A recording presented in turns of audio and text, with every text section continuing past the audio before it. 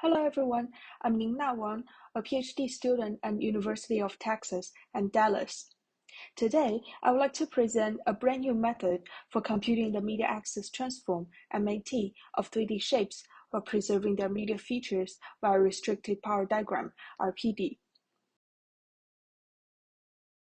The media axis of a shape is on a family of skeletons.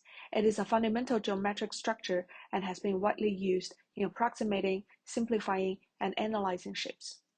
One long-standing issue in existing MAT calculation is the feature preserving, which is commonly seen in CAD models.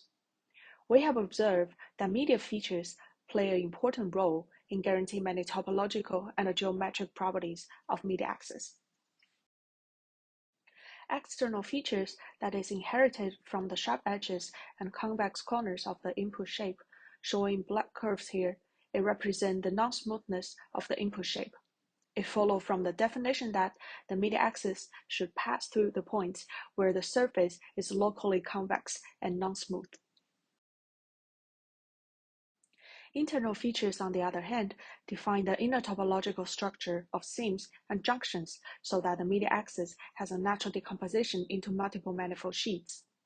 As a result, the media features, both external and internal, constitute the foundation of media axis as skeleton-shaped descriptors.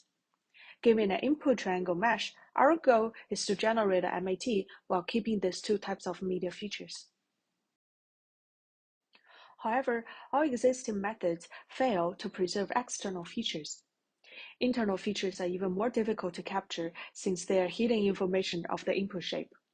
Existing solutions tend to increase surface sampling rate or decrease voxel size globally in order to maintain the internal features. In this paper, we present the first framework for computing approximated MAT that preserves both external and internal media features while ensuring the approximation accuracy. The intuition of feature preserving is to sample as many feature media spheres as needed.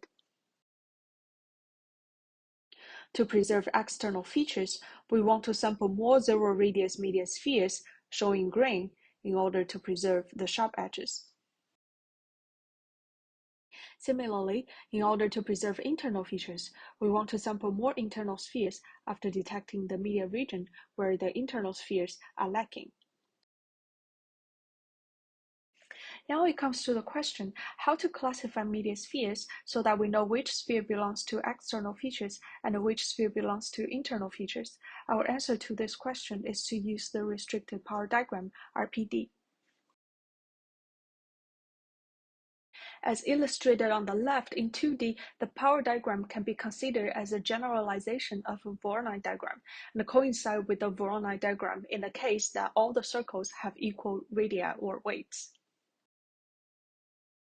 In 3D, when we place those spheres inside of the shape, the centers are shown in the right figure.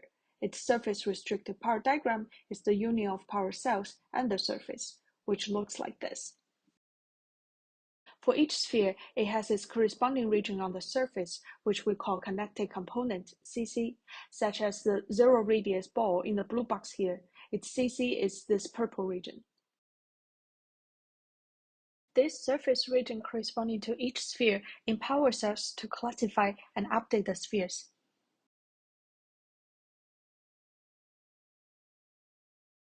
To represent this as zero-radius sphere, we use notation T subscript 1, which represents the number of CCs, and superscript 2, which represents the number of tangent points for each CC.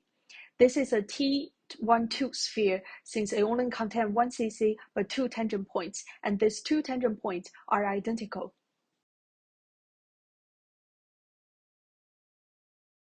Here are more examples based on the notation we introduced before. Please refer to our paper for more detail about this notation or come to our B7 table for discussion. And also please note that this is not a complete classification. So now the question is, among all these classifications, which media sphere is an external feature and which is an internal feature? The answer is that any T1 sphere with a superscript larger than 1, we take them as spheres on external features.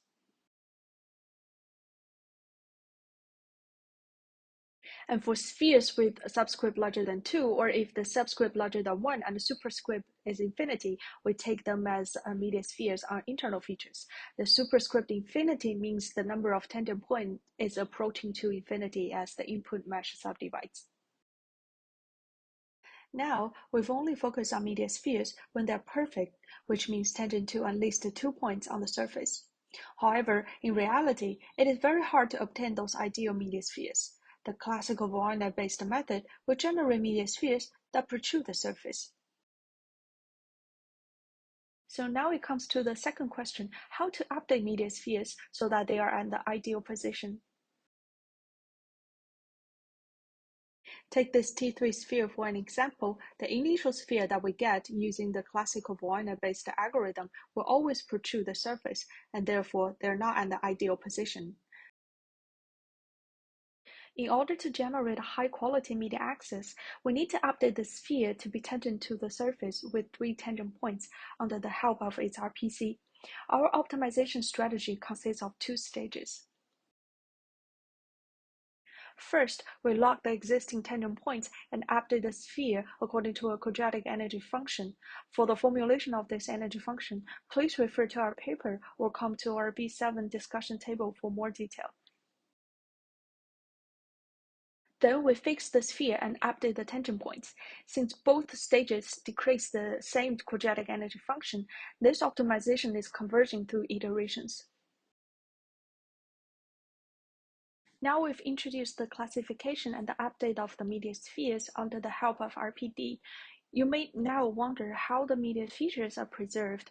Due to time limit, I will only introduce our external edge feature preservation strategy. For external corner feature and internal features, please refer to our paper or come to our B7 discussion table for more detail.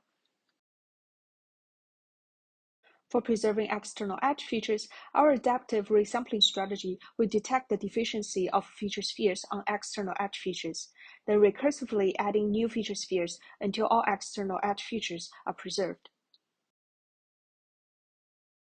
We observed that the relation between RPCs of 3 spheres can help us find those non-feature media spheres that destroy the connectivity of 2 neighboring zero-radius media spheres on convex sharp edges. The media axis Mx breaks the connectivity of Ma and Mb if the following inequation is true, where the theta is the center of sphere. So for every non-feature sphere Mx, we search for its neighboring external edge features and check if Mx destroys the connectivity of them.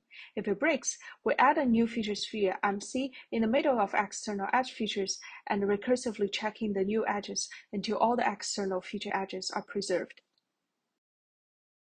The before and after media mesh of external edge features is shown here. Here we show more examples of our generated media mesh together with their media features. We also show some models contain saddles incident to both convex and concave edges on input mesh.